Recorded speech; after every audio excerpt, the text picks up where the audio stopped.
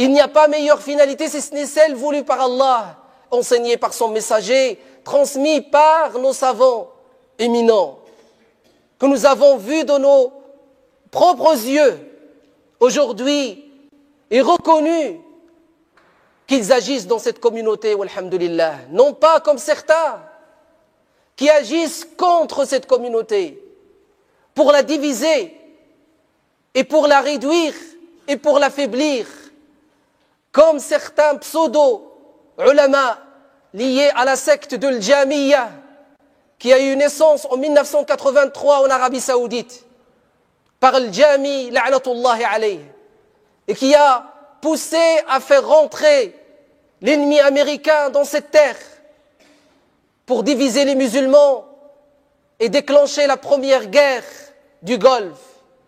Et jusqu'à aujourd'hui, elle a certaines têtes comme un serpent à plusieurs têtes. Et parmi ces têtes, celui qui s'appelle Rabi' al-Madkhali, qu'Allah le détruise et qui se venge de la communauté musulmane contre lui, qui ne cesse de diviser les musulmans là où ils se trouvent, lui et sa mouvance et sa secte, wal-'iyadhu billah.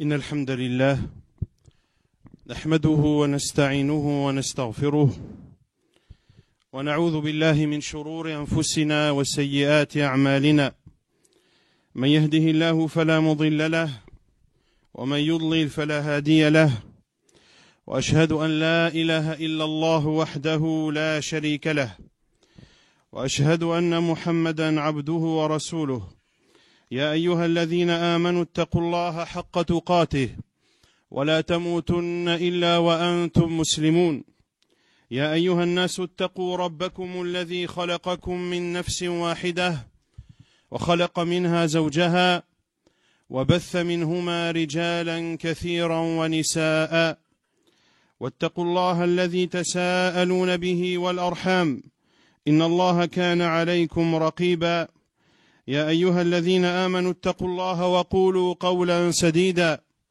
يصلح لكم أعمالكم ويغفر لكم ذنوبكم ومن يطع الله ورسوله فقد فاز فوزا عظيما أما بعد فإن أصدق الحديث كتاب الله تعالى وخير الهدي هدي محمد صلى الله عليه وسلم وشر الأمور محدثاتها وكل محدثة بدعة وكل بدعة ضلالة وكل ضلالة في النار أما بعد يقول الله عز وجل والذين يؤذون المؤمنين والمؤمنات بغير ما اكتسبوا فقد احتملوا بهتانا وإثما مبينا ويقول الله عز وجل ومن يكسب خطيئة أو إثما ثم يرم به بريئا فقد احتمل بهتانا وإثما مبينا. Allah subhanahu wa ta'ala dit dans son noble livre, selon le sens, et ceux qui offensent les croyants et les croyantes, sans qu'ils l'aient mérité, se chargent d'une calomnie et d'un péché évident. Et il dit subhanahu wa ta'ala dans Surat An-Nisa, et quiconque acquiert une faute ou un péché, puis en accuse un innocent, se rend coupable alors d'une injustice et d'un péché manifeste.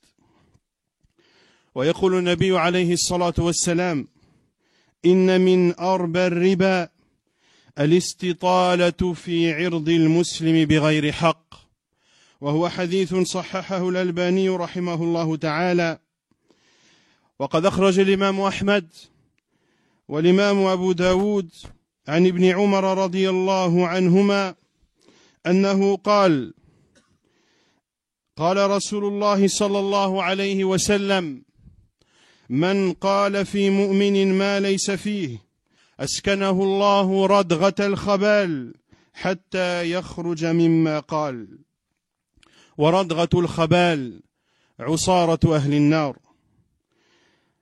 Le prophète alayhi salatu wassalam dit, comme le rapporte l'imam Abu Daoud dans ses sunan, selon Saïd ibn Zayd radiyallahu anhu, que le prophète sallallahu alayhi wa sallam a dit: une des pires formes de l'usure consiste à violer injustement l'honneur du musulman. Pourquoi le prophète alayhi salatu wa sallam, dans ce hadith authentifié par Cheikh al-Albani rahimahullah, considère-t-il le fait de porter atteinte à l'honneur du musulman comme une des pires formes d'usure? Quelle est la relation entre l'usure et l'honneur? Les savants ont dit que l'usure est interdite car tu portes atteinte au bien de ton frère. Lorsqu'il te prête 100 € et que tu lui demandes de t'en rendre 150, tu as porté atteinte à ses biens. Et les savants disent que l'honneur est plus sacré que les biens. L'honneur du musulman est plus sacré et plus important que son argent et les biens qu'il possède. Ainsi, de porter atteinte à son honneur est plus grave que de porter atteinte à ses biens. Ainsi, le prophète alayhi salatu wassalam a considéré le fait de s'en prendre à l'honneur du musulman comme étant l'une des formes les plus graves et les plus pires d'usure. Et dans le hadith d'Abdullah ibn Umar rapporté par l'imam Ahmed dans son Musnad et l'imam Abu Daoud dans ses Sunan, rahimahumallah, il cite le hadith d'Ibn Umar dans lequel le prophète alayhi salatu wassalam dit: quiconque accuse un croyant d'une chose qui n'est pas vraie, alors Allah azza wa jal le fera demeurer dans la coulée de pu des habitants de l'enfer, et il ne quittera pas cet état jusqu'à ce qu'il revienne sur ce qu'il a dit. Pourquoi, mes frères et sœurs, j'ai commencé par citer ces textes qui sont une menace très grave et très lourde qui pèse sur celui qui s'en prend à l'honneur de son frère musulman, que celui qui montre la gravité de celui qui offense le croyant alors qu'il ne le mérite pas. J'ai commencé par citer ces textes afin de montrer la gravité d'accuser les gens injustement, la gravité de parler sur les gens sans preuve, que celui qui a parlé injustement sur des personnes, qu'il s'empresse de revenir repentant vers Allah Azza wa Jal, et qu'il se rappelle sans cesse la parole d'Allah Azza wa Jal: وَاتَّقُوا يَوْمًا تُرْجَعُونَ فِيهِ إِلَى اللَّهِ ثُمَّ تُوَفَّى كُلُّ نَفْسٍ مَا كَسَبَتْ وَهُمْ لَا يُظْلَمُونَ. Et rappelez-vous le jour où vous serez tous ramenés vers Allah. Alors chaque âme sera pleinement rétribuée de ce qu'elle aura acquis. Celui qui a une preuve, qu'il parle avec justice sans suivre ses passions. Allah Azza wa Jal dit: فَلَا تَتَّبِعُوا الْهَوَىٰ أَن تَعْدِلُوا وَإِن تَلُوا أَوْ تُعْرِضُوا فَإِنَّ اللَّهَ كَانَ بِمَا تَعْمَلُونَ خَبِيرًا. Il dit Azza wa Jal selon le sens: ne suivez donc pas les passions afin de ne pas dévier de la justice. Si vous portez un faux témoignage ou si vous le refusez, sachez qu'Allah est parfaitement connaisseur de ce que vous faites. Vous n'êtes pas sans savoir, mes frères et sœurs, que l'éminent savant de l'islam, l'érudit Cheikh Mohammed Aman al-Jami rahimahullah, et pour ceux qui ne le connaissent pas, cette conférence sera une occasion pour eux de connaître l'un des grands savants de ce siècle, rahimahullah. Cheikh Mohammed Aman al-Jami, rahimahullah, fait partie de ces savants qui sont la cible particulière des gens de l'innovation et des gens de la passion. Car il a été, rahimahullah, l'un des premiers à leur avoir fait face, l'un des premiers à démontrer leur ruse, leur stratagème, leur côté mauvais et répugnant.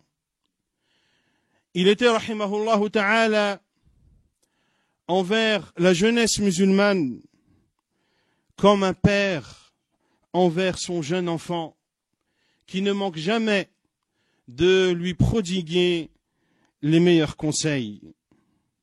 Mais ainsi est la sunna d'Allah Azza wa Jal envers ses serviteurs. Il les éprouve, subhanahu wa ta'ala. وَلَن تَجِدَ لِسُنَّةِ اللَّهِ تَبْدِيلًا. Et tu ne trouveras jamais de changement à la règle d'Allah. Allah Azza wa Jal dit Alif Lam Mim أحسب الناس أن يتركوا أن يقولوا آمنا وهم لا يفتنون. Alif Lam Mim. Est-ce que les gens pensent qu'on les laissera dire nous croyons sans les éprouver?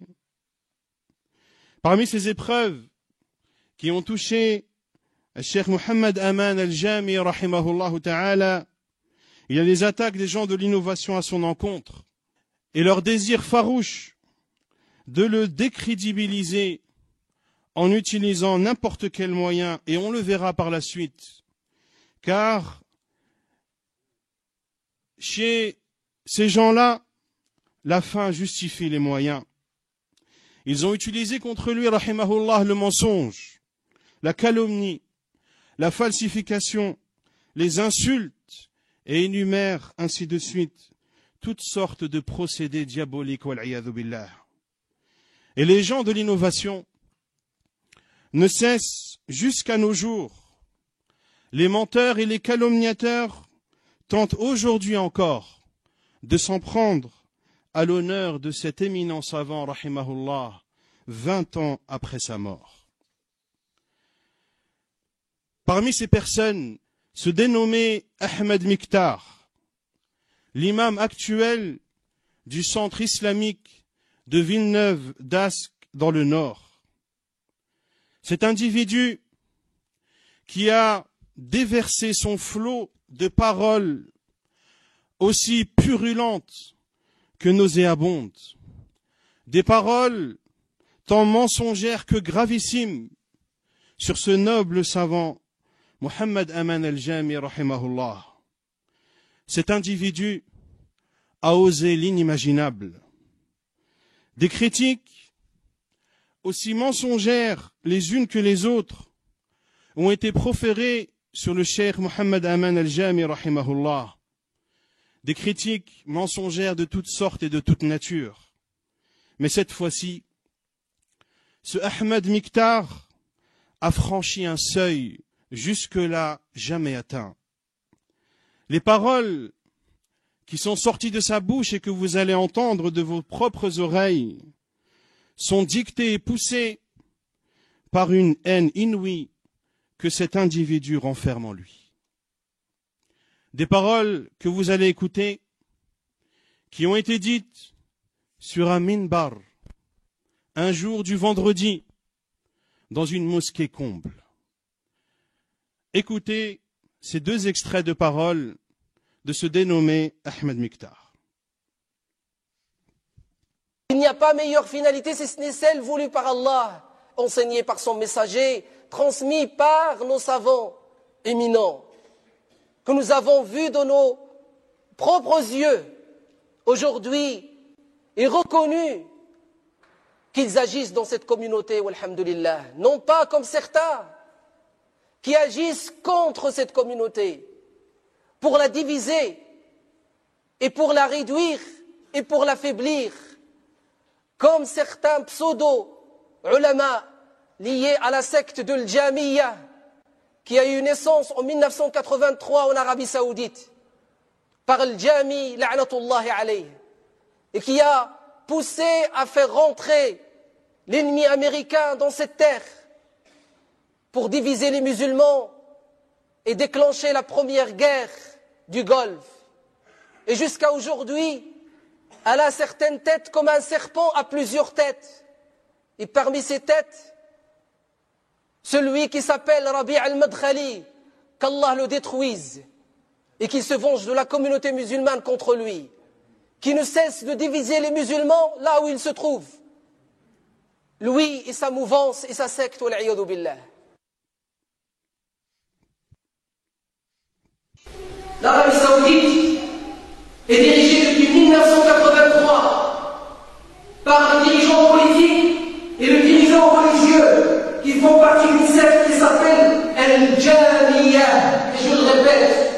العرب درسوا تعلموا وسيروا تعلموا وبحثوا شكون هي طائفة الجامية وشكون هو اللي على رأس الجامية اليوم.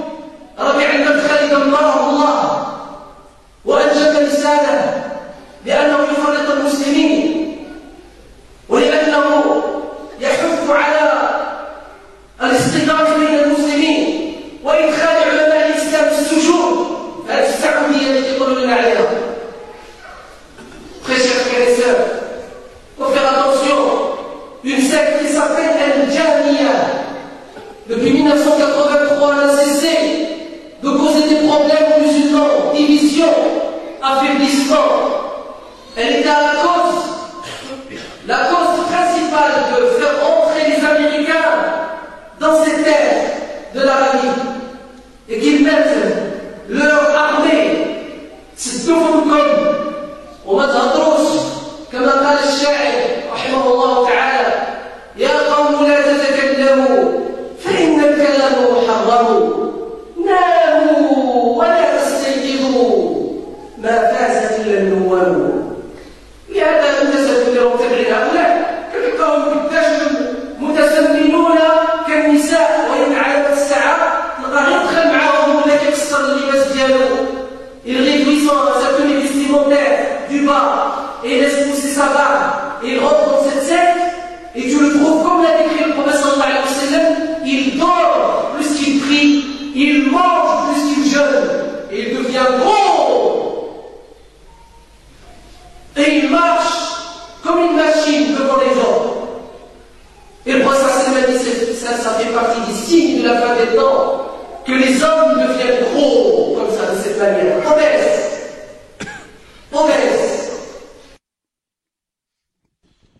Vous avez écouté les extraits de ces paroles de ce dénommé Ahmed Miktar. Qui est-il? Ahmed Miktar, c'est l'imam actuel, comme je l'ai dit tout à l'heure, du centre islamique de Villeneuve d'Ascq dans le Nord. Il obtient un diplôme à l'école des Beaux-Arts de Tourcoing et il obtient une maîtrise en histoire de l'art à l'université de Lille 3. Il a ensuite perfectionné son apprentissage, entre guillemets, à l'Institut européen des sciences humaines de Château-Chinon, autrement dit, le centre de formation des frères musulmans. Et il intervient au grand malheur, et je le dis haut et fort, au grand malheur des musulmans sur la chaîne Iqra française. Il a été questionné dans le journal Nord-Éclair, quel est votre courant spirituel? Et il répond, j'ai beaucoup appris dans une confrérie à Rabat auprès d'un maître soufi dont j'étais très proche. Et pour ceux qui ne savent pas ce qu'est un maître et ce qu'est un mouride dans le jargon des soufis, qu'ils se renseignent et il en sera étonné et ébahi. Il est questionné dans ce même journal, dans ce même interview, peut-on être musulman et laïque? Il répond bien sûr. Je me retrouve complètement dans la laïcité en France, puisqu'elle me permet d'être imam. Sans commentaire et sans transition, nous passons directement aux choses sérieuses et nous commençons par une brève biographie du grand savant Cheikh Mohammed Aman Al-Jami rahimahullah ta'ala. Et vous allez voir, lorsque l'on va parler de sa biographie, Hamukallah, qu'elle est incomparable à celle de cet individu. Son nom, rahimahullah, est Mohammed Aman ibn Ali al-Jami, rahimahullah ta'ala. Sa kunya est Abu Ahmed. Son pays d'origine est l'Éthiopie. Il était originaire, rahimahullah, plus précisément, du village appelé Taratab. Il est né, rahimahullah, en l'an 1349, correspondant à l'année 1930 grégorienne. Le cheikh rahimahullah a grandi dans ce village appelé Taratab, dans lequel il a mémorisé le Coran dans sa totalité. Il a ensuite étudié la langue arabe ainsi que les livres traitant de la jurisprudence shafi'ite, comme cela était à l'accoutumée dans les pays d'Afrique et d'autres d'ailleurs. Les gens étudient et étudiaient les livres de fiqh du madhab le plus répandu dans leur pays. Puis il a quitté, rahimahullah, son village pour se rendre dans un autre village dans lequel il a appris de nombreuses sciences, dans lequel également il rencontrera celui qui sera son compagnon dans l'apprentissage et dans son voyage par la suite vers l'Arabie. Tous deux, Cheikh Mohammed Aman al-Jami, rahimahullah, et son compagnon, avaient l'immense envie de se rendre à la Mecque pour y accomplir le pèlerinage et pour y apprendre la science islamique. Ils ont quitté l'Éthiopie en direction de la Somalie. Ils ont ensuite traversé la mer en bateau pour rejoindre la ville de Aden au Yémen. Une traversée qui n'était pas sans encombre ni sans péril. Une fois arrivés à Aden, ils ont pris la marche en direction de Al-Hudaydah, qui est distante de Aden, et ouvrez bien vos oreilles, d'à peu près 430 kilomètres. Ils sont arrivés à la ville de Al-Hudaydah, dans laquelle ils ont jeûné l'ensemble du mois du Ramadan. Puis de Al-Hudaydah au Yémen, ils ont pris la marche en direction de la ville Samita, qui est éloignée de Al-Hudaydah de 230 kilomètres. Et leur chemin continue ainsi jusqu'à la Mecque, qui se trouvait 850 kilomètres plus loin. Ils ont parcouru, rahimahumallah, entre la Mecque et Aden, près de 1500 kilomètres à pied, dans le but d'accomplir le pèlerinage et dans le but d'apprendre la science religieuse. Après avoir accompli son pèlerinage, rahimahullah, en cette année 1369, il avait donc 20 ans. Cheikh Mohammed Aman al-Jami, rahimahullah, entame son apprentissage de la science dans l'enceinte même de la mosquée sacrée de la Mecque. Il y a profité là-bas des cours de l'éminent savant Cheikh Mohammed Abdullah As-Somali, un grand savant du hadith de la Mecque, qui était enseignant dans la mosquée sacrée de la Mecque et qui était également enseignant à Dar al-Hadith de la Mecque. Parmi les élèves les plus connus de Cheikh Mohammed Abdullah As-Somali, rahimahullah, bien sûr, Cheikh Mohammed Aman al-Jami, mais également Cheikh Muqbil ibn Hadi al-Wadi'i, rahimahullah ta'ala, qui avait décrit son cheikh Mohammed Abdullah As-Somali comme étant le plus savant dans la science du hadith de toute la péninsule arabique. Parmi également les élèves de ce grand cheikh, il y a le cheikh Yahya ibn Uthman al-Mudarris, qui est toujours vivant de nos jours et qui est toujours enseignant dans la mosquée sacrée de la Mecque. Parmi ses élèves également, le cheikh Mohammed As-Subayl, rahimahullah ta'ala, l'imam de la Mecque qui est décédé il y a quelques années.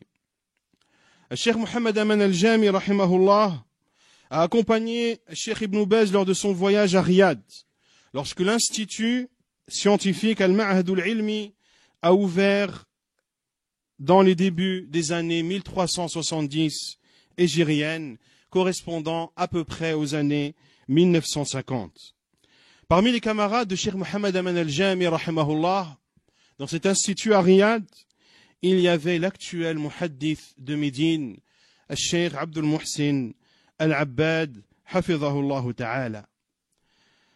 Cheikh Mohammed Aman, rahimahullah, a donc énormément profité des différentes assises de sciences qu'il y avait à Riyad. Il a pris la science du mufti de l'époque, Cheikh Mohammed ibn Ibrahim al-Sheikh. Il a également profité de l'éminent savant, Cheikh Abdurrahman al-Ifriqi, rahimahullah. Un grand savant de Médine qui était d'origine malienne, rahimahullah, qui était à la fois enseignant dans la mosquée sacrée du prophète sallallahu alayhi wa sallam, et il était également enseignant à l'université islamique de Riyad. Cheikh Mohammed Aman a étudié également auprès de Cheikh Mohammed Al-Amin Al-Shinqiti rahimahullah et Cheikh Hamad Al-Ansari rahimahullah ta'ala, deux éminents savants de ce siècle dont Allah Azza wa Jal m'a permis de faire la biographie audio, qui sont toutes deux disponibles dans le site lavoidroite.com. Il a été également l'élève de Cheikh Abdul Razzaq Al-Afifi rahimahullah, un grand savant égyptien qui faisait partie des grands savants d'Arabie, et c'était le bras droit de Cheikh Abdul Aziz ibn Baz rahimahullah ta'ala. Et dans les fatwas de l'Ajna Da'ima, vous verrez souvent son nom qui apparaît, rahimahullah ta'ala. Parmi ces shuyukh, Cheikh Mohammed Khalil Harras, rahimahullah ta'ala, un autre savant d'origine égyptienne qui a enseigné à l'université de Riyad, mais aussi à l'université de la Mecque. Puis il est retourné, rahimahullah, en Égypte. Et ce Cheikh Mohammed Khalil Harras, rahimahullah, a lui aussi beaucoup été éprouvé par les soufis et par les gens de l'innovation, car il condamnait leurs égarements avec force, rahimahullah. Il a même été victime à plusieurs reprises de tentatives d'assassinat. Ainsi était Cheikh Mohammed Aman al-Jami, rahimahullah. Il a profité et étudié auprès des plus grands savants de notre époque. Et ses camarades à l'université islamique de Riyad n'étaient autres que Cheikh Salih al-Fawzan, Cheikh Salih al-Luhaydan, deux éminents savants toujours vivants à notre époque, et qu'Allah les préserve. Certaines de ces qualités, rahimahullah, il conseillait beaucoup. Il a consacré sa vie à l'enseignement de la croyance des pieux prédécesseurs. Il a enseigné la croyance pendant près de 40 années, rahimahullah. Ceci à travers ses cours, ses ouvrages, ses conférences et ses réponses à ceux qui contredisaient le Coran et la Sunna. Il occupait tout son temps, rahimahullah. Il quittait son domicile pour se rendre à l'université islamique de Médine, dont il était le doyen de la faculté de hadith. Et c'était aussi, rahimahullah, le président de la branche al-Aqidah fi dirasat al-Ulia, dans les études supérieures. Puis il retournait chez lui, rahimahullah, pour ensuite se rendre à la mosquée du prophète, sallallahu alayhi wa sallam, pour y donner cours, après la prière de l'Asr, après la prière de l'Maghrib, après la prière de l'Isha et après la prière de l'Fajr. Il faisait ainsi, rahimahullah, jusqu'à ce que sa maladie les contraint à s'aliter. Il préservait sa langue et détestait la médisance. Il ne permettait à personne de médire en sa présence, rahimahullah. Lorsque certains étudiants en sciences religieuses commettaient des erreurs, il demandait tout d'abord l'audio ou le livre afin d'écouter et de voir. Si l'erreur était avérée, il conseillait directement l'intéressé, rahimahullah. Il était clément et pardonneur. Il était victime, rahimahullah, comme on l'a dit, de beaucoup d'offenses, de ruses et de stratagèmes. Mais en réponse, il faisait preuve, rahimahullah, de gentillesse et de douceur. Des personnes qui auparavant l'insultaient, le calomniaient et le critiquaient, venaient s'excuser auprès de lui, et il leur disait, j'espère qu'Allah ne fera entrer personne en enfer à cause de moi. Et il disait aussi, rahimahullah, il est inutile de venir s'excuser auprès de moi, car je pardonne à tout le monde. Et il demandait aux personnes présentes de transmettre ce message de sa part. Il accordait, rahimahullah, une attention particulière à ses élèves. Sa relation avec l'élève ne s'arrêtait pas lorsque le cours s'arrêtait. Il assistait à leurs divers événements. Il demandait après eux. Il faisait en sorte, rahimahullah, de résoudre leurs problèmes familiaux. Il dépensait de son argent et donnait de son temps pour aider les nécessiteux parmi eux. Tout ceci, bien sûr, ne laissait pas ses élèves insensibles face à ce cheikh, rahimahullah. Ils éprouvaient un grand amour pour lui et ont ressenti un immense vide après sa mort. Sa maladie et sa mort, rahimahullah. Il a été éprouvé par une maladie qui l'a cloué au lit pendant à peu près une année. Une année pendant laquelle il a fait preuve, rahimahullah, de patience en espérant la récompense d'Allah Azza wa Jal. Ses dernières paroles étaient La ilaha illallah, Muhammadur Rasulullah. Parmi ses élèves, Cheikh Abdullah al-Bukhari, hafidhahullah ta'ala, qu'Allah le préserve, qui nous raconte sa visite la veille de la mort du Cheikh, rahimahullah. Il dit, je cite, j'étais chez lui la veille de sa mort. Ils ont menti en disant que Cheikh avait un cancer de la langue. Regardez les mensonges. Ils ont menti. Qui ont menti? Les gens de l'innovation et de la passion. Ils ont menti en disant que Cheikh avait un cancer de la langue. Par le Seigneur des cieux, il avait une maladie qui a touché son estomac. Je me souviens qu'il lisait beaucoup durant sa maladie. Puis lorsque son état s'est aggravé et qu'il n'avait plus la possibilité de lire lui-même, il demandait à son fils Ali ou à son fils Abdul Malik de lire. Quand je suis rentré dans sa chambre privée, j'ai vu que les livres dans la science du Coran et autres étaient lus sur lui, rahimahullah. Ses enfants m'ont même avoué qu'ils n'avaient pas l'habitude de lire aussi longtemps. Pendant ces longues heures, lorsque son fils s'arrêtait pour boire, le cheikh lui disait « lis, lis ». Je l'ai vu ainsi, Cheikh Abdullah al-Bukhari dit, je l'ai vu ainsi quand? La veille de sa mort, rahimahullah.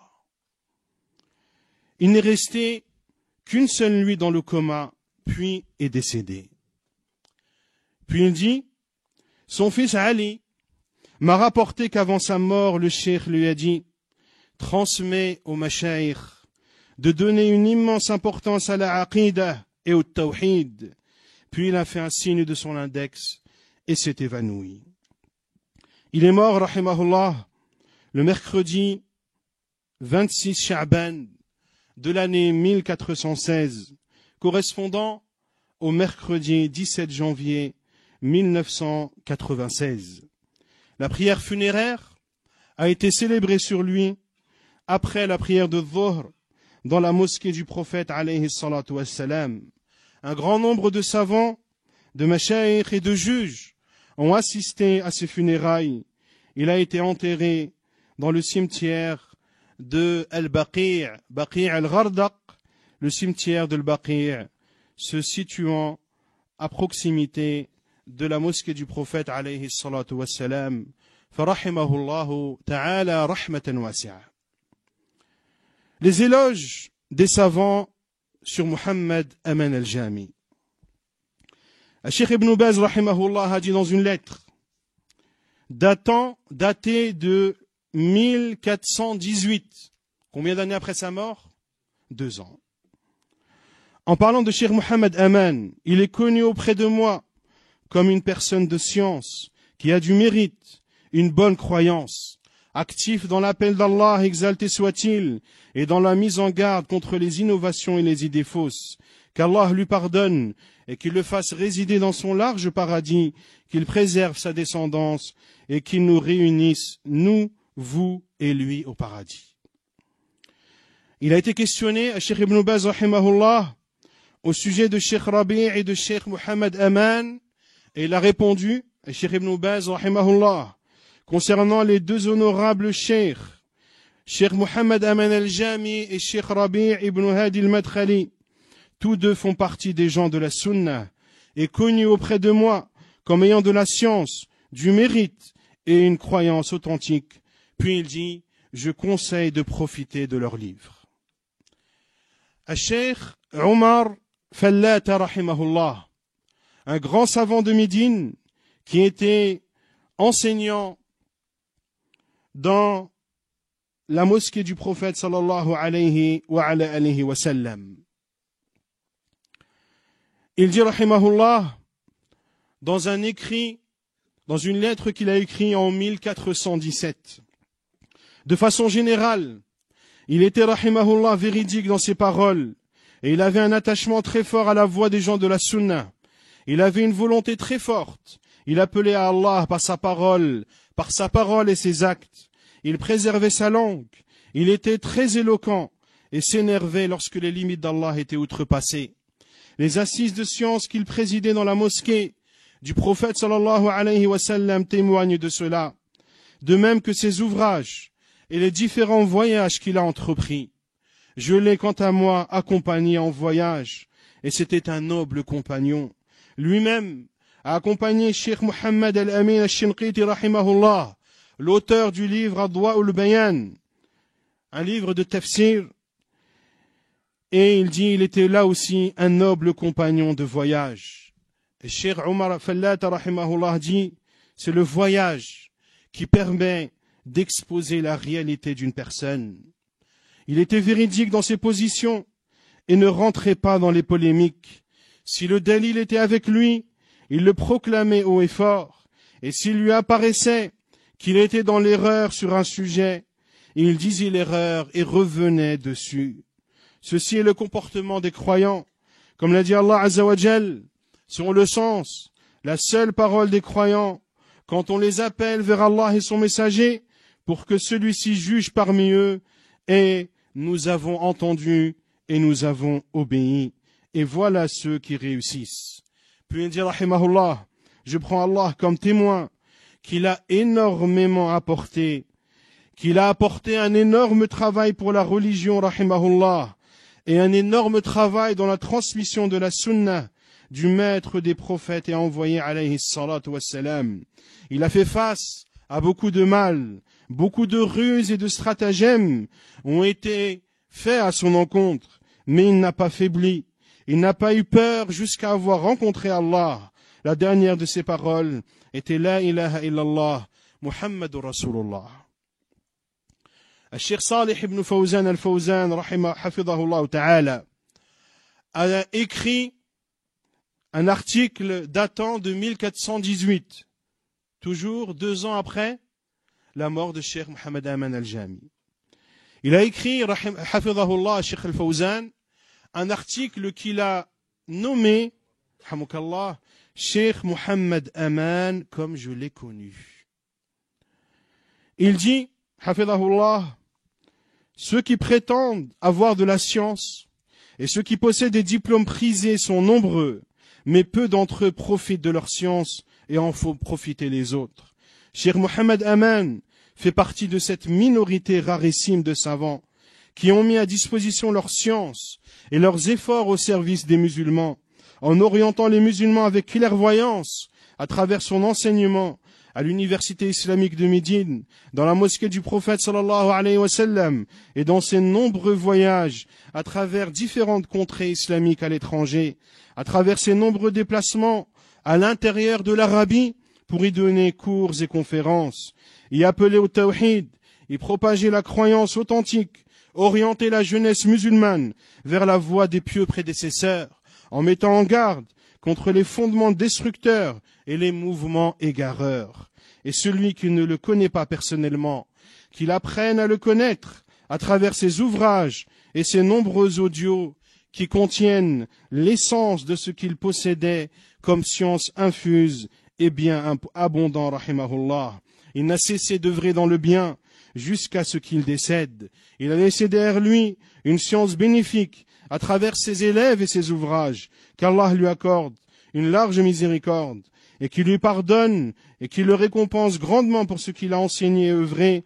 Que la prière et le salut d'Allah soient sur notre prophète Muhammad, sur sa famille et ses compagnons, Salih ibn Fawzan al-Fawzan. Dans l'explication de An-Nouniyah, explication de Cheikh al-Fawzan, hafidhahullah, il a été questionné concernant Al-Jamiyah. Il a répondu, hafidhahullah, il n'y a pas de groupe appelé Al-Jamiyah.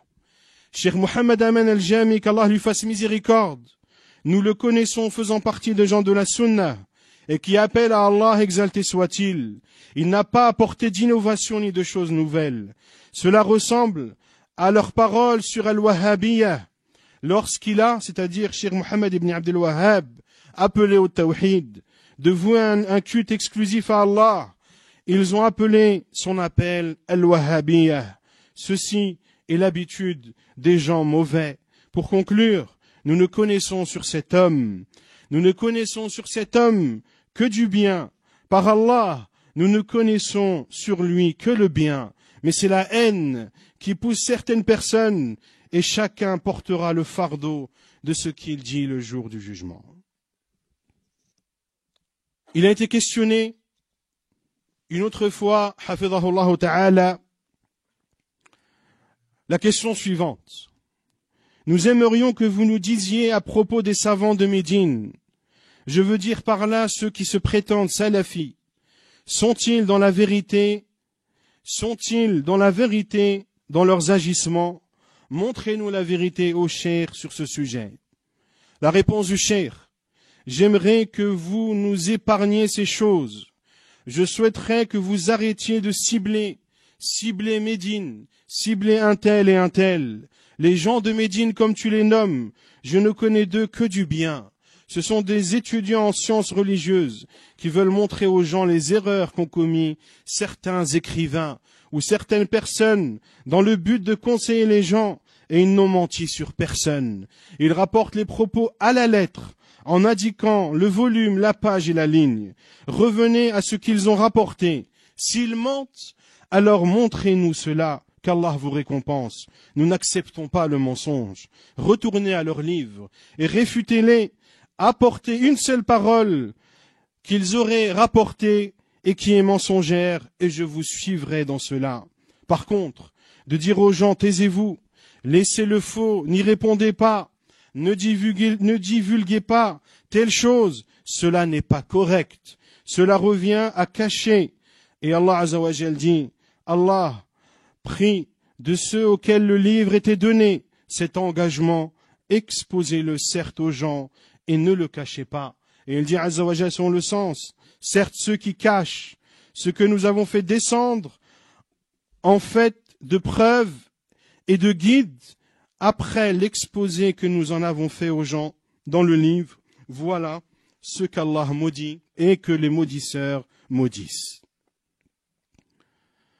Puis il dit, hafidhahullah, nous voyons les erreurs, nous voyons les colportations mensongères et nous nous taisons en laissant les gens croire cela. Non, cela n'est absolument pas autorisé. Nous devons montrer la différence entre le vrai et le faux, n'en déplaise à certains. Cheikh Mohammed As-Subayr, rahimahullah, l'imam de la Mecque qui est décédé, rahimahullah ta'ala, Cheikh Mohammed As-Subayr, rahimahullah, a dit, Cheikh Mohammed Aman et Cheikh Rabi' appellent à la sunna, à s'accrocher à la sunna, mais ne parlent sur eux qu'une personne suivant ses passions. La majorité de ceux qui parlent sur eux sont des personnes faisant partie d'un groupe sectaire. Ils, en parlant de Cheikh Mohammed Aman Al-Jami rahimahullah et de Cheikh Rabi' ibn Hadi al-Madkhali hafidhahullah, condamnent ces choses, c'est-à-dire condamnent le sectarisme, Quant à ces deux cheikhs, ils sont connus pour s'attacher à la sunna, leur croyance est salafiyya et ils font partie des meilleures personnes. Tous ces savants ne sont pas revenus sur ces belles et éloquentes éloges, comme le prétendent certains innovateurs, qu'ils en apportent la preuve s'ils sont véridiques. Il est connu, par exemple, que Cheikh Mohammed Aman est décédé avant Cheikh Ibn Baz, rahimahullah. Et nous avons lu sur vous les éloges de Cheikh Ibn Baz, rahimahullah, sur l'éminent savant Cheikh Mohammed Aman al-Jami, rahimahullah ta'ala. La gravité des paroles de ce dénommé Ahmed Miktar. Il dit, dans la première vidéo que vous avez entendue, non pas comme certains qui agissent contre cette communauté, pour la diviser, la réduire et pour l'affaiblir. C'est toujours et malheureusement le même refrain qui est répété par les gens de l'innovation contre les salafis. Les salafis divisent les musulmans, les salafis sèment la zizanie entre eux, etc., etc. Nous avons déjà répondu à cette ambiguïté à plusieurs reprises. Et je dis de façon brève que tout d'abord, la communauté musulmane est-elle unie pour que les salafis soient venus la diviser? La communauté musulmane est-elle unie? Oui ou non? Pourquoi taxer les salafis de diviseurs et de semeurs de troubles? Ensuite, parmi les noms du Coran, il y a Al-Furqan, qui est le discernement. Parmi les noms du prophète, alayhi salatu wassalam, il y a Al-Mufarriq, celui qui divise. Il n'y a donc aucun mal à séparer entre le vrai et le faux. Il n'y a aucun mal à séparer entre le bien et le mal. Si les salafis œuvrent dans ce sens, ils n'ont emprunté dans cela que la voie des prophètes et envoyés d'Allah alayhimus salatu wassalam. Et ceux qui veulent plus de détails, qu'ils reviennent à la conférence que j'ai donnée, qui est intitulée « Voici la salafiyya » et qui est disponible sur le site lavoidroite.com. Puis ce dénommé Ahmed Miktar dit, comme certains pseudo-ulama liés à la secte de Al-Jamiyya qui a eu naissance en 1983 en Arabie Saoudite. Je dis tout d'abord, remarquez comment étrangement il se met à critiquer et à dénigrer les savants de la sunna. Lui qui reproche aux salafis de critiquer, fait exactement le contraire de ce qu'il dit.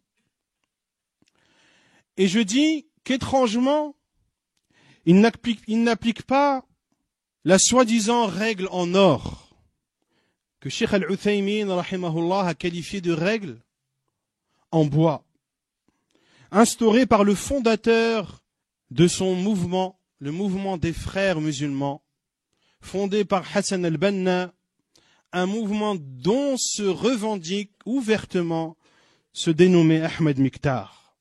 Cette règle qui dit « Entraidons-nous sur ce dont nous sommes d'accord et excusons-nous les uns les autres sur nos désaccords. » Effectivement, les frères musulmans dont se revendique Ahmed Miktar trouvent des excuses aux gens du livre.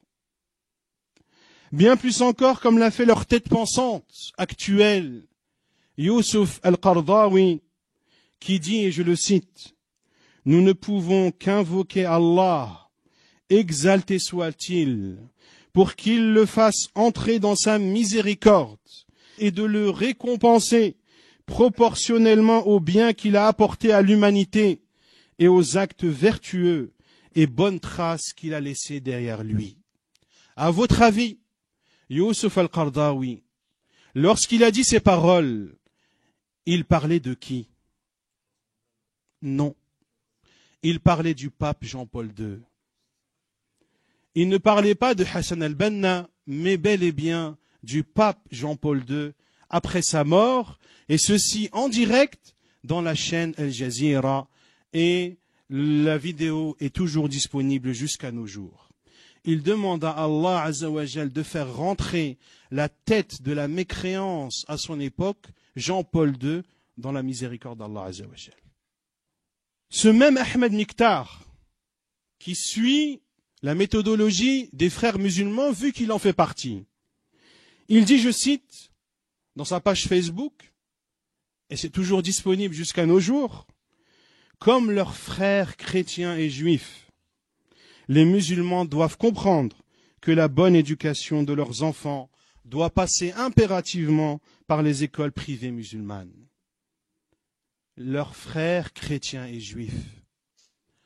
Allah Azza wa Jal dit, Ya ayyuha alladhina amanu la tatawallaw qawman ghadiba Allahu alayhim. Ô vous qui avez cru, ne soyez pas les alliés d'un peuple dont Allah est courroucé. Comment les juifs et les chrétiens peuvent-ils être nos frères? Ils ne croient pas en Allah Azza wa Jal. Ils associent à Allah autre que lui. Les frères musulmans trouvent des excuses aux Rawafid qui insultent Abu Bakr et Omar radiyallahu anhuma. Ils trouvent des excuses aux Soufis dont Ahmed Miktar se revendique suivant ce courant. Ils trouvent des excuses aux Tabliris, etc., etc. Par contre, lorsqu'il s'agit des salafis, lorsqu'il s'agit des savants salafis, il n'y a plus de règles, ni en or ni en bois. Tous les coups sont permis, tous les moyens sont licites. Pourquoi? Car les savants salafis, par la grâce d'Allah Azza wa Jal, sont les seuls à dévoiler et à condamner le mouvement des frères musulmans.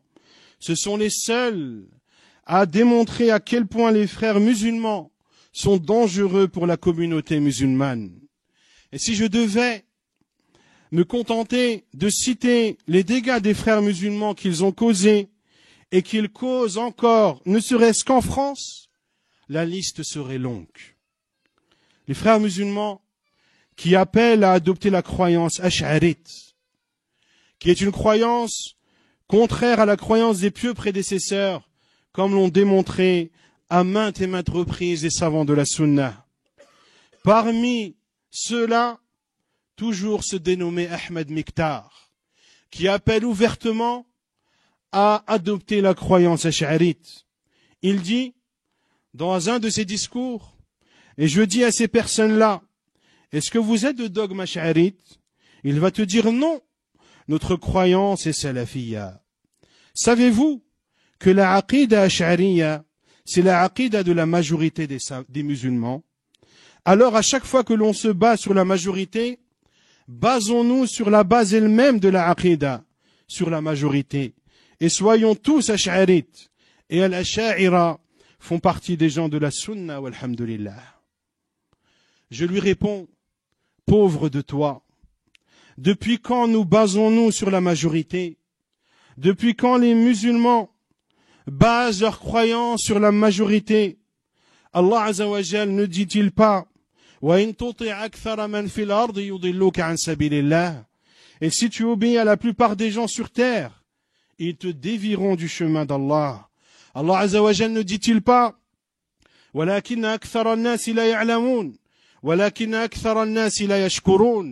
mais la plupart des gens ne savent pas, mais la plupart des gens ne sont pas reconnaissants.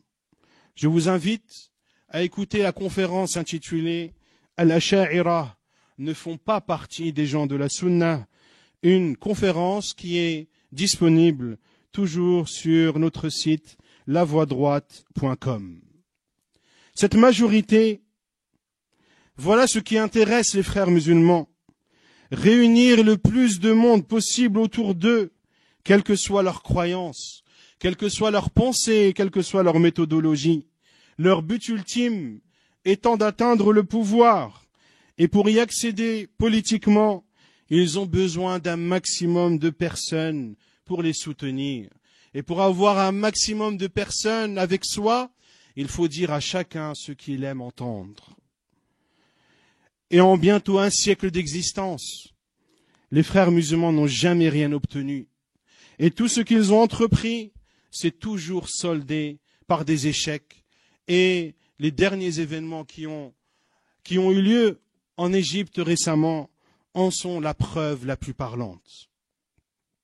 Allah Azza wa Jal dit « In tansurullaha yansurkum » Si vous donnez victoire à Allah, Allah vous donnera victoire. Et il dit aussi subhanahu wa ta'ala « Inna Allah la yughayyiru ma biqawmin hatta yughayyiru ma bi anfusihim » Allah ne modifie pas l'état d'un peuple tant que les individus qui composent ce peuple ne modifient pas ce qu'il y a en eux-mêmes.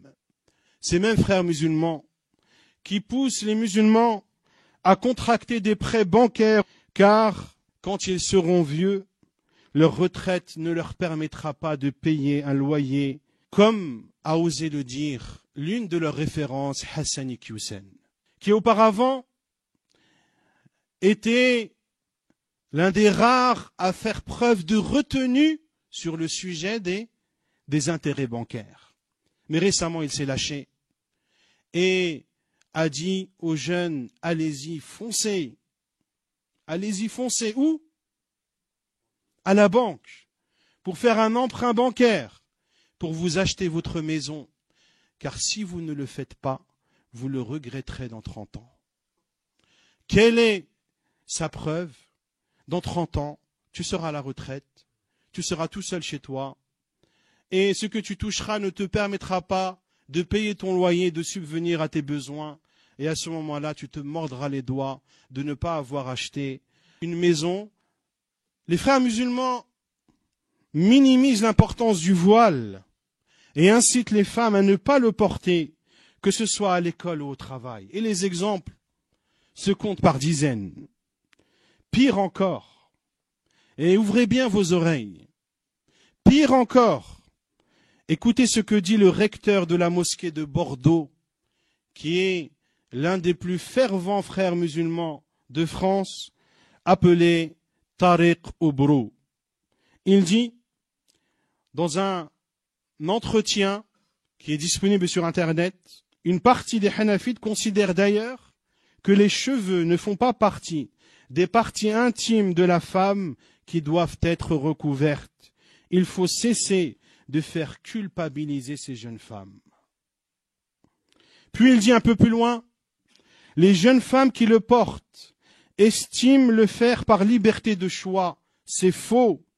Elles le portent parce qu'on leur a dit que Dieu leur a demandé de le porter. Et écoutez bien, c'est de l'arnaque et de la malhonnêteté. Wal'iyadhu billah. Et il conclut en disant, mais il faut dire les choses. Il n'y a aucun hadith, ni verset, qui mette en garde la femme contre le fait de montrer ses cheveux. Wal'iyadhu billah. L'obligation du voile, qui fait l'objet de l'unanimité des salaf et des khalaf. Tous les savants de l'islam sont unanimes sur l'obligation du voile pour la femme musulmane. C'est même un sujet considéré comme amrun ma'loumun min ad-din bid-darura, des sujets connus de tous les musulmans comme étant obligatoires et que nul n'est censé ignorer, comme l'obligation de la prière, l'obligation de la zakat, l'interdiction de boire l'alcool, l'interdiction de consommer la viande de porc.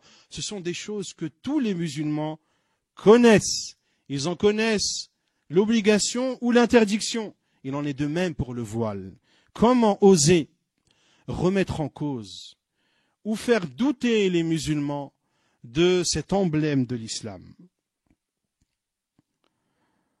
On continue? Est-ce que vous avez vu ce qu'est devenu le salon du Bourget? Oui ou non? Je ne pense pas. Le soi-disant plus grand rassemblement des musulmans en Europe. Je vais vous résumer ce que ce salon est devenu. C'est devenu un meeting politique la journée et un concert de musique la soirée. meeting politique avec le pupitre, avec les sujets politiques. Il ne manque plus qu'à changer l'étiquette et à mettre dessus UMP ou PS ou FN ou je ne sais quoi. Et quant au concert de musique, la soirée, Wallahi al-Azim, je ne l'ai cru que lorsque je l'ai vu de mes propres yeux. Wallahi al-Azim, mes frères et sœurs, demandez à Allah Azza wa Jal de vous préserver de l'égarement.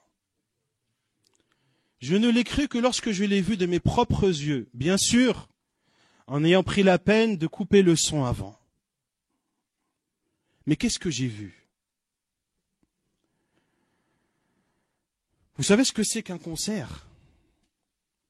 Avec des groupes de chanteurs, avec les synthétiseurs qui produisent toute forme et toutes sortes de bruits musicaux. Oubliez la guitare, oubliez le violon, tout ça c'est révolu cette époque. Les projecteurs lumineux de toutes couleurs, le public, hommes et femmes mélangés, des femmes avec hijab, des femmes sans hijab, des hommes avec barbe, sans barbe, avec qamis, sans qamis, le tout mélangé, et les bras qui se lèvent, et ça s'agite dans tous les sens, et la musique à fond. Wal'iyadhu billah. Et vous voyez, dans cette image de désolement, des drapeaux de la Palestine qui sont levés et secoués. Billahi alaykum. Est-ce que c'est en faisant cela que Allah Azza wa Jal va accorder une issue à nos frères palestiniens? Est-ce en lui désobéissant subhanahu wa ta'ala?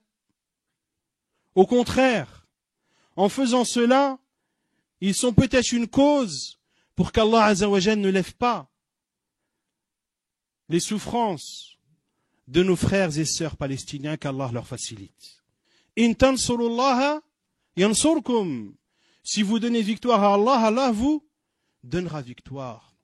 Est-ce qu'on donne victoire à Allah Azza wa Jal en assistant à un concert de musique? Les hommes et les femmes mélangés, presque en train de danser, wal'iyadhu billah. Et vous ne savez pas la suite. C'est que dans ces soirées, vous avez même du rap au menu maintenant. Wal'iyadhu billah. Des rappeurs qui viennent chanter. Wal'iyadhu billah. Regardez comment ces personnes pervertissent les musulmans, wal'iyadhu billah. Et le pire, c'est qu'ils font tout cela au nom de l'islam. Revenons à ce dénommé Ahmed Miktar, qui annonce que comme certains pseudo-ulama liés à la secte d'Al-Jamia qui a eu naissance en 1983. Ceci est un mensonge. Et cela prouve que cet individu ne sait pas de quoi il parle. On a dit que les gens de l'innovation ont inventé ce terme Al-Jamia. Quand? Lors de la première guerre du Golfe. La première guerre du Golfe, elle a eu lieu quand? En 91. Cet individu a donc menti en parlant d'une secte Al-Jamia qui tout d'abord n'existe pas et qui cite, qui plus est, des dates fausses. Et le prophète alayhi salatu wassalam dit Kafa bil mar'i kadhiban an yuhadditha bi kulli ma sami'a. Il suffit à une personne pour mentir de rapporter tout ce qu'elle entend. Par contre, je confirme à ce Ahmed Miktar que l'année 1983, c'est bel et bien l'année dans laquelle l'UOIF a été créé. Ce même UOIF qui a causé des dégâts catastrophiques dans la communauté musulmane de France, comme j'ai pu vous donner certains exemples qui ne sont bien sûr pas exhaustifs. Que dit-il par la suite? Comme certains pseudo-ulama lié à la secte d'Al-Jamiya qui a eu naissance en 1983 en Arabie Saoudite par Al-Jami la'natullahi alayhi. A'udhu billah. A'udhu billah min ad-dalal. Le sens de la malédiction, c'est d'être expulsé et d'éloigner et d'être éloigné de la miséricorde d'Allah Azza wa Jal.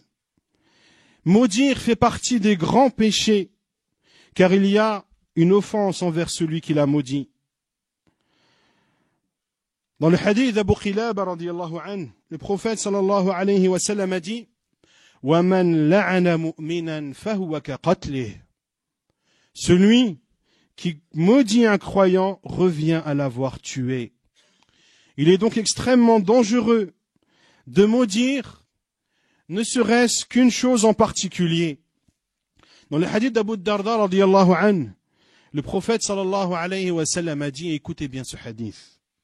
Un hadith rapporté par l'imam Abu Daoud dans ses sunan et jugé bon par Sheikh al-Albani rahimahullahu ta'ala. Il dit sallallahu alayhi wa sallam, lorsqu'un serviteur maudit une chose, la malédiction monte aux cieux. Les portes du ciel se ferment alors devant elle. Puis la malédiction redescend sur terre et trouve ses portes fermées, les portes de la terre. Elle se dirige alors à droite et à gauche, jusqu'à ne plus trouver d'issue. Elle se dirige alors vers celui qui a été maudit, pour voir s'il le mérite. Sinon, elle retourne à celui qui l'a prononcé. Regardez, subhanallah, le voyage que fait la malédiction lorsqu'elle est prononcée, le voyage qu'elle fait dans les cieux et dans la terre. Le prophète alayhi salatu wassalam a dit dans le hadith de Muslim, les maudisseurs ne seront ni des témoins ni des intercesseurs le jour du jugement. Le prophète alayhi salatu wassalam nous interdit de nous maudire. Ne vous maudissez pas, ni par la malédiction d'Allah, ni par sa colère, ni par le feu de l'enfer. Et le prophète alayhi salatu wassalam a nié cette caractéristique de maudire chez le croyant. Il dit sallallahu alayhi wa sallam que le croyant n'est pas un critiqueur, ni un maudisseur, ni un vulgaire, ni un oppresseur. C'est pour cela notamment que l'islam nous interdit de maudire le vent. Il dit sallallahu alayhi wa sallam, ne maudis pas le vent car il est commandé. Par qui? Par Allah Azza wa Jal. Et celui qui maudit une chose qui ne le mérite pas, celle-ci retourne chez le maudisseur. Même si tu maudis une chose, un animal, autre. Sachez que maudire celui qui nous contredit, innover dans les formules d'insultes et de dénigrement sur les gens de la Sunna est un emblème des gens de l'innovation. Quant aux gens de la Sunna, walhamdulillah, leurs langues sont saines face à l'opposant. Ils répondent avec arguments et preuves, et ils ne passent pas leur temps à insulter et dénigrer, car ils suivent la voie du prophète sallallahu alayhi wa sallam. Je dis à ce Ahmed Miktar, tu as maudit un grand savant de l'islam, tu as plongé ta personne dans un gouffre immense et périlleux. Repens-toi à Allah ton Seigneur avant qu'il ne soit trop tard pour toi. Puis il dit, dans ces paroles, comme je l'ai dit aussi, purulentes que nauséabondes, et qui a poussé à faire rentrer l'ennemi américain dans cette terre pour diviser les musulmans et déclencher la première guerre du Golfe. Al-Sheikh Salih Al-Suhaymi, hafidhahullah, l'enseignant dans la mosquée du prophète sallallahu alayhi wa sallam, et le responsable des prêcheurs de Médine, qui est l'un des élèves de Cheikh Mohammed Aman al-Jami, rahimahullah. Cheikh Salih al-Suhaymi, après avoir cité une brève biographie de son cheikh, et après avoir loué ses qualités, il dit, hafidhahullah. Puis, en 1411, lorsque le Koweït a été attaqué, sa position, rahimahullah, la position de qui? De Cheikh Mohammed Aman al-Jami, était la même que les savants d'Arabie, à savoir soutenir les dirigeants de l'Arabie et du Koweït pour repousser cette oppression par tous les moyens licites. L'oppression de qui? De Saddam Hussein. Il s'est positionné, rahimahullah, avec les savants pour soutenir les actions adoptées par les autorités saoudiennes, notamment de solliciter l'aide de forces alliées. Il a excellé dans cela, rahimahullah, comme cela a été le cas de nos autres savants.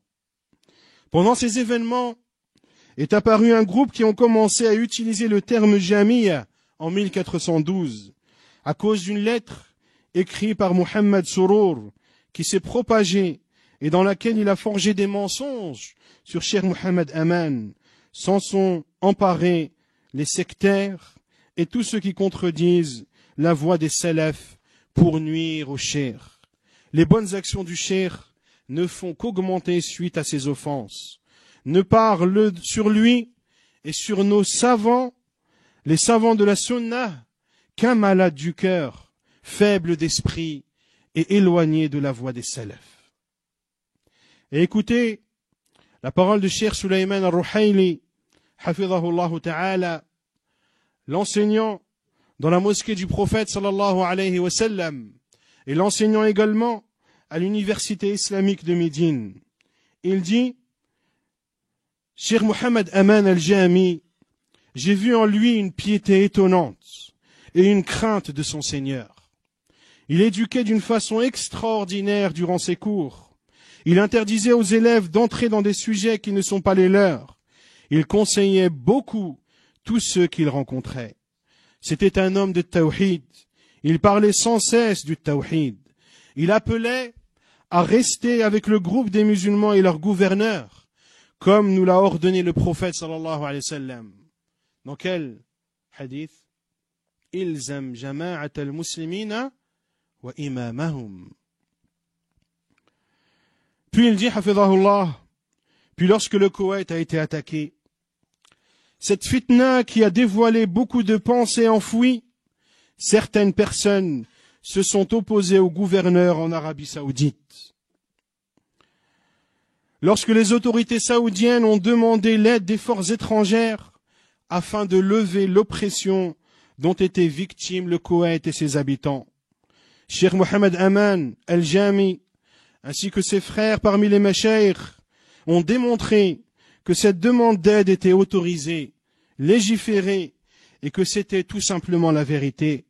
Ils ont répondu également à ces faibles d'esprit qui ont envoyé des cassettes audio aux soldats saoudiens afin qu'ils s'abstiennent de secourir leurs frères koweïtiens. Ceci a bien évidemment dérangé un certain nombre de personnes et Allah a souhaité que la récompense du cheikh perdure après sa mort, lorsque des personnes qui ne le connaissent absolument pas le critiquent, l'insultent et lui attribuent des choses dont il est innocent. Et le cheikh dit vrai dans cette parole. Et l'exemple le plus parlant aujourd'hui est se dénommer Ahmed Miktar. Au point que ces personnes qualifient tous ceux qui appellent à l'écoute et à l'obéissance du gouverneur musulman, tant que cela ne comporte pas de désobéissance à Allah, ils le qualifient de jami. C'est même devenu une menace. Si tu n'es pas d'accord avec nous, alors nous te traiterons de jami. Par Allah, d'être affilié à Cheikh Mohammed Aman al-Jami rahimahullah n'est pas une insulte. Au contraire, c'est par Allah une chose noble de par l'attention particulière qu'il apportait rahimahullah au tawhid et à la sunnah. Par Allah, je n'ai jamais entendu de lui, ni dans un cours, ni dans un audio, une chose qui contredirait ce sur quoi sont nos savants parmi les pieux prédécesseurs jusqu'à aujourd'hui. Une fois, j'ai dit à l'un d'entre eux, apporte-moi, ne serait-ce qu'une phrase en rapport avec un fondement de la religion, dans laquelle Cheikh Mohammed Aman al-Jami rahimahullah contredirait la parole des savants de la Sunna, anciens comme contemporains. Par Allah, nous ne connaissons pas cela de lui. Mais les passions rendent aveugles et rendent sourds. Et il est étonnant de voir des personnes qui font les éloges de certains qui se prétendent prédicateurs et qui ne le sont pas tous, qui ont des déviances dans la croyance, des déviances dans la sunna, yarhamukallah, mais se permettent de critiquer Cheikh Mohammed Aman al-Jami, rahimahullah, malgré qu'ils ne connaissent de lui ne serait-ce qu'une seule déviance. Ils se contentent de suivre les gens du faux qui attribuent cela au Cheikh, rahimahullah. Je dis à ce Ahmed Miktar, ne crains-tu pas ton Seigneur? N'as-tu pas honte de mentir sur ce noble savant, Cheikh Mohammed Aman al-Jami, rahimahullah, et prétendre qu'il a divisé les musulmans et qu'il a déclenché la première guerre du Golfe?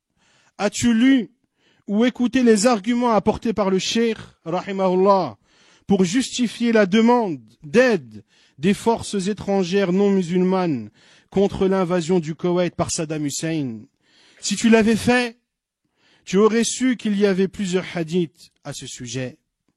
Si tu l'avais fait, si tu avais pris la peine d'écouter et de lire et d'apprendre les arguments qu'a apporté le Cheikh, rahimahullah, tu aurais su que c'est un sujet de fiqh que les savants de l'islam ont traité à l'époque des 4 imams déjà. Si tu l'avais fait, tu aurais su que c'est un sujet de divergence entre les gens de la sunna.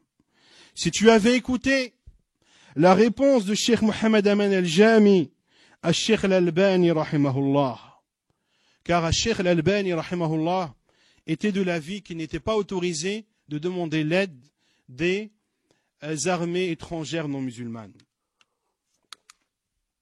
Et c'était une divergence à cette époque entre Cheikh al-Albani et les savants d'Arabie, parmi eux Cheikh Mohammed Aman al-Jami, rahimahullah.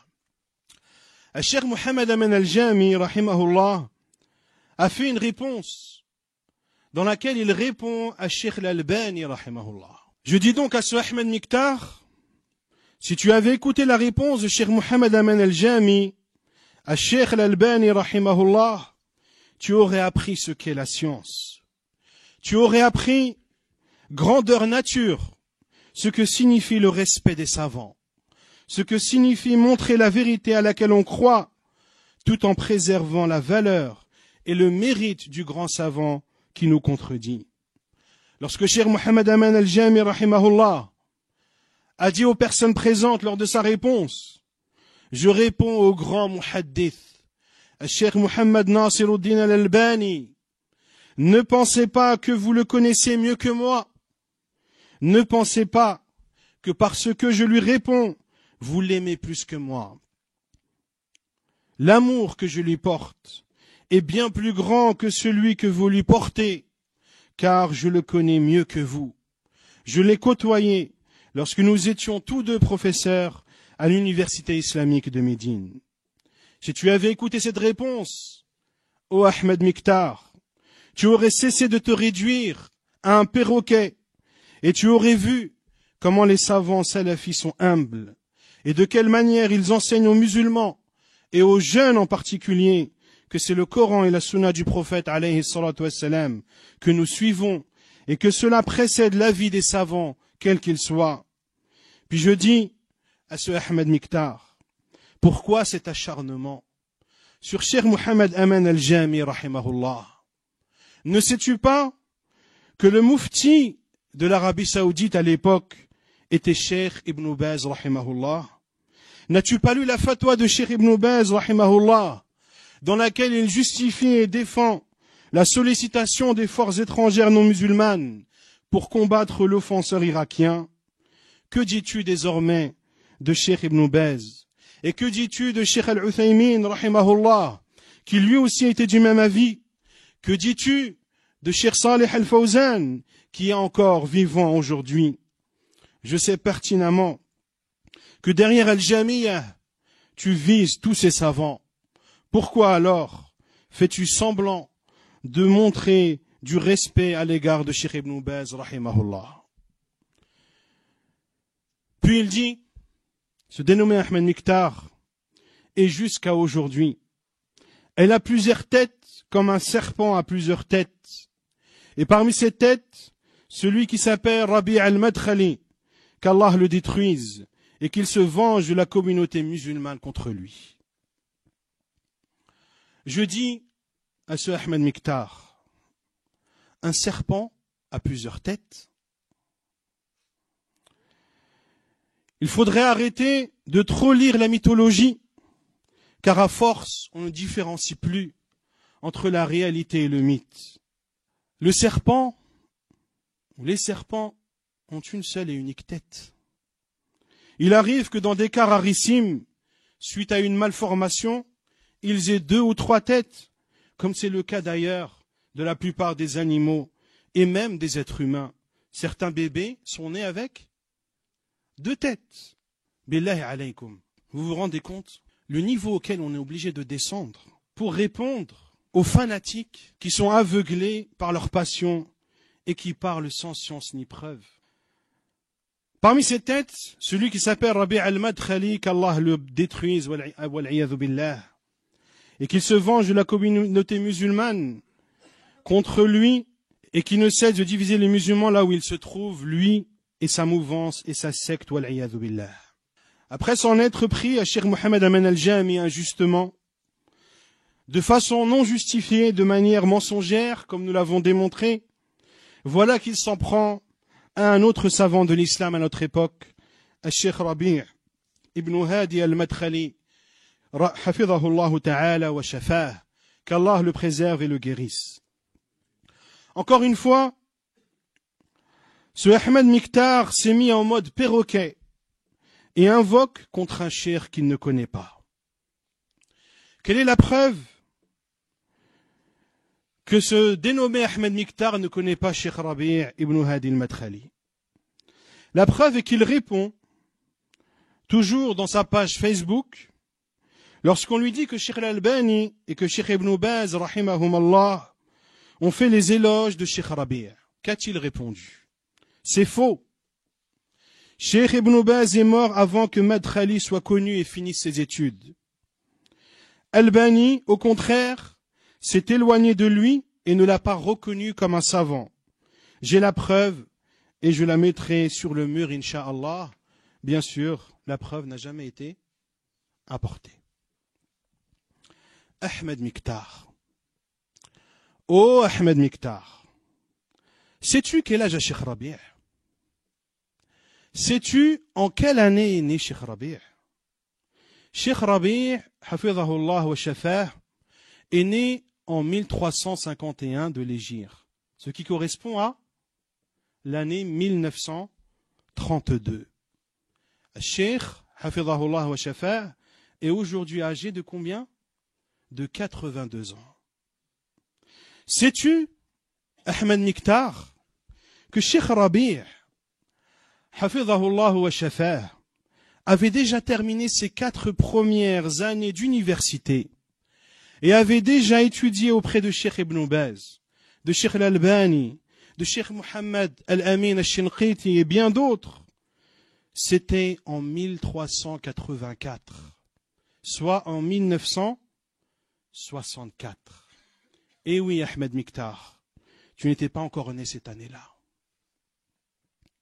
Sais-tu, Ahmed Miktar, que Cheikh Rabi', qu'Allah le préserve, a obtenu son diplôme de doctorat avec la mention excellent en 1400 de l'Hégire, soit en 1979. Sais-tu, Ahmed Miktar, que Cheikh Ibn Baz, rahimahullah, est décédé en 1999? Tu sais maintenant, Ahmed Miktar, que Cheikh Rabi', hafidhahullah wa shafah, a bien fini ses études, non pas après la mort de Cheikh Ibn Baz, mais bel et bien 20 ans auparavant. 20 ans auparavant. Quant aux éloges des savants sur Cheikh Rabi', il faudrait une conférence entière pour les citer. Je vais donc me contenter de citer celle que Ahmed Miktar considère comme inexistante. Cheikh Ibn Baz, rahimahullah ta'ala, a dit au sujet de Cheikh Rabi'. Cheikh Rabi' fait partie des meilleurs parmi les gens de la Sunna, est connu comme faisant partie des gens de la Sunna. Ses livres et ses articles sont connus. Il dit également, lorsqu'il a été questionné sur Cheikh Rabi' et sur Cheikh Mohamed Aman al-Jami, concernant les deux honorables Cheikh Mohamed Aman al-Jami et Cheikh Rabi' ibn Hadi al-Madkhali, tous deux font partie des gens de la Sunna et connus auprès de moi comme ayant de la science du mérite et une croyance authentique. Je conseille de profiter de leurs livres. Ne sais-tu pas, Ahmed Miktar, que Cheikh Ibn Baz, rahimahullah, a adressé une lettre à Cheikh Rabi', lui demandant de faire une réplique à un dénommé Nazi Hamad, qui pendant une émission radio a interprété les attributs divins d'Allah Azzawajal, de la pudeur et de la colère. Et Cheikh Ibn Baz, dans cette lettre, a dit, je vous demande, en s'adressant à Cheikh Rabi', je vous demande d'espérer la récompense d'Allah en lui répliquant pour montrer la vérité aux gens, car je n'ai pas entendu ses propos. Cheikh Rabi' avait entendu ses propos en direct sur la radio et en a fait part à certains mashayikh qui ont transmis le message à Cheikh Ibn Baz, rahimahullah. Cheikh Ibn Baz n'avait pas entendu cette parole. Il savait que Cheikh Rabi' l'avait entendu. Il lui demande alors de répliquer à ce dénommé Nazi Hamad afin de montrer la vérité aux gens. Qu'Allah, puis il termine, qu'Allah facilite le bien, qu'Allah vous facilite le bien et qu'il décuple votre récompense. Peut-on demander à quelqu'un de faire une réplique sur une tierce personne alors qu'on ne la connaît pas, alors que l'on ne l'estime pas, alors qu'on ne la considère pas comme faisant partie des gens de science? Quant à Cheikh al-Albani, rahimahullah, il dit, pour résumer, je dis, celui qui porte véritablement l'étendard de la critique et de l'éloge à notre époque est notre frère le docteur Rabi', et ceux qui lui répliquent ne le font pas avec science, la science est avec lui. Il dit, rahimahullah, dans un autre audio, lorsqu'il est questionné sur Cheikh Muqbil ibn Hadi et sur Cheikh Rabi' al-Madkhali, rahimallahu al-Cheikh Muqbil wa hafidha al-Cheikh Rabi', sans aucun doute, nous louons Allah. Donc c'est Cheikh al-Albani qui parle. Nous louons Allah, exalté soit-il, d'avoir mis à disposition pour cet appel béni, l'appel au Coran, à la Sunna selon la voie des pieux prédécesseurs, avoir mis à disposition de cet appel, de cette da'wa de multiples prêcheurs à travers les différents pays musulmans qui prennent à leur charge ce devoir que très peu accomplissent dans le monde musulman. Une grande part revient à ces deux cheikhs, Cheikh Rabi' et Cheikh Muqbil, les deux prêcheurs au Coran et à la Sunna, conformément aux pieux prédécesseurs. Également dans le fait de combattre ceux qui contredisent cette voie authentique, qui sont soit ignorants, soit des gens suivant leur passion. L'ignorant, il est possible qu'il soit guidé, car il pense avoir une certaine science, mais lorsque la science authentique lui apparaît, il suit le droit chemin. Quant à celui qui suit ses passions, nous n'avons d'autre issue pour lui que de demander à Allah de le guider. Ceux qui contredisent les deux cheikhs, comme je l'ai dit, sont soit un ignorant à qui il faut enseigner, soit une personne suivant ses passions. Nous demandons la protection d'Allah contre son mal et nous demandons à Allah soit de le guider, soit de briser son dos. Revenons à Ahmed Miktar, qui, dans le second prêche qu'il a fait, dit, il réduit sa tenue vestimentaire du bas et laisse pousser sa barbe et rentre dans cette secte. Et tu le trouves, comme l'a décrit le prophète sallallahu alayhi wa sallam, il dort plus qu'il prie, il mange plus qu'il jeûne et il devient gros. Et bien sûr, avec la gestuelle qui va sur le minbar du vendredi. Ahmed Miktar continue toujours dans le dénigrement et les insultes gratuites. Après s'en être pris à deux montagnes de science que sont Cheikh Mohamed Aman al-Jami, rahimahullah, et Cheikh Rabi' ibn Hadi al-Madkhali, hafidhahullah, voilà qu'il s'en prend à ceux qui suivent la voie des salafs, à ceux qui reconnaissent ces deux mashayikh comme des savants. Il s'en prend donc à vous et moi. Il s'en prend donc à vous et moi. Quels sont les super arguments convaincants de Ahmed Miktar pour prouver notre égarement? Il dit, et tu le trouves comme l'a décrit le prophète sallallahu alayhi wa sallam, il dort plus qu'il prie, il mange plus qu'il jeûne et il devient gros. Savez-vous à quoi ressemble cette critique de Ahmed Miktar envers les salafis? Est-ce que vous savez ou pas? Elle ressemble aux arguments des hypocrites qui étaient avec le prophète sallallahu alayhi wa sallam lors de la bataille de Tabouk. Lorsque ces hypocrites parlaient entre eux et dirent « Nous n'avons jamais vu pareil à ces lecteurs, qui ont des ventres aussi gros, ayant des langues aussi mensongères, et qui sont aussi lâches lors de la rencontre de l'ennemi. » Qui les hypocrites visaient par ces insultes? Le prophète sallallahu alayhi wa sallam et ses compagnons. N'y a-t-il pas une ressemblance flagrante?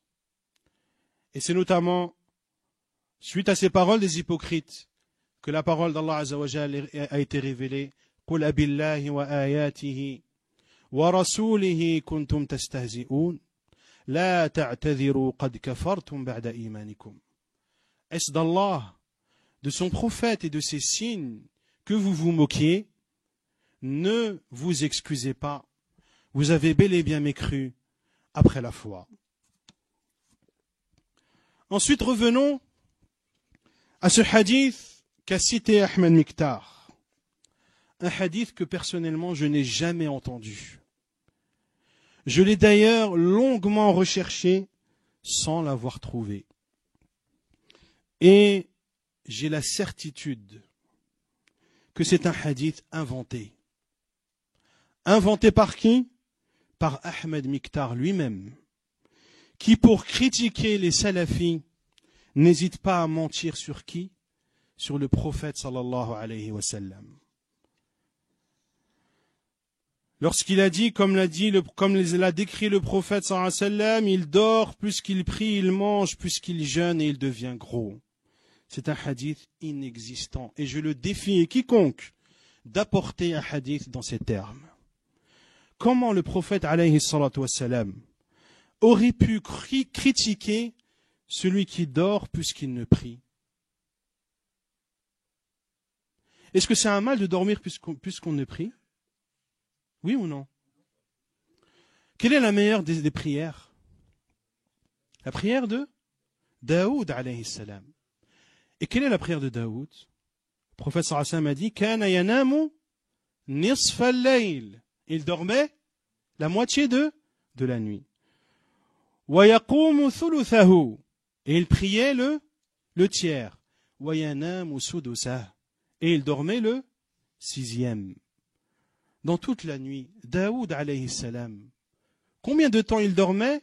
Combien de temps il priait? Il dormait les 2 tiers de la nuit et priait 1 tiers de celle-ci. Il dormait plus qu'il ne priait? Oui. Pourtant, c'est la meilleure des prières nocturnes. Il mange plus qu'il ne jeûne. Quel est le meilleur des jeûnes? Le jeûne de Daoud alayhi salam. Il jeûnait un jour et rompait un jour. Est-ce que le prophète sallallahu alayhi wa sallam nous ordonne de faire le jeûne de Daoud, ou est-ce que c'est la limite que le prophète sallallahu alayhi wa sallam nous a fixée? N'est-ce pas la limite que le prophète sallallahu alayhi wa sallam a fixée à ce jeune compagnon lorsqu'il a dit Ya Rasulallah, inni utiqu akthara min dhalik. Ô envoyé d'Allah, mais je peux faire plus que cela. Qu'est-ce que le prophète sallallahu alayhi wa sallam lui a répondu? La afdala min dhalik. Il n'y a pas meilleur que cela. Si il était interdit de manger plus qu'on ne jeûne, est-ce que le prophète sallallahu alayhi wa sallam aurait fixé cette limite? Non. Je défie donc Ahmed Miktar et quiconque d'apporter un hadith dans ces termes. Voilà ce qu'Allah Azza wa Jal m'a permis. Il y a encore beaucoup de choses à dire, mais le temps ne le permet pas concernant ce Ahmed Miktar. Dernière chose, vous avez écouté les arguments, vous avez écouté les égarements de cet individu. Le prophète sallallahu alayhi wa sallam nous dit Man ra'a minkum munkaran falyughayyirhu biyadihi fa in lam yastati' fa bilisanihi fa in lam yastati' fa biqalbihi wa dhalika ad'afu al-iman. Celui qui voit un mal, qui le condamne par sa main. S'il ne peut pas par sa langue, s'il ne peut pas par son cœur, et c'est le plus bas degré de foi. J'appelle donc chaque personne ici présente, chaque personne qui m'écoute actuellement à travers le direct, chaque personne qui écoutera par la suite cet audio, de condamner les propos de ce dénommé Ahmed Miktar. Les condamner auprès de qui? Auprès de la mosquée de Villeneuve d'Ascq. En se rendant sur leur site ou en leur envoyant un mail à l'adresse suivante contact@mosquée-de-villeneuve-d'ascq.fr. Le tout attaché en minuscule, sans point ni tiret. Mosquée MOSQUEEDEVEIDENEUVEDASCQ.fr. Ou de leur envoyer une lettre écrite par courrier à l'adresse suivante, Centre islamique de Villeneuve d'Ascq, rue Baudouin 9, 59 650, Villeneuve d'Ascq. De même que je vous appelle à condamner ces propos auprès de la mosquée Bilal de Roubaix, dont vous pouvez trouver les coordonnées sur Internet, dans laquelle ce Ahmed Miktar a prononcé le deuxième discours dont vous avez entendu un extrait.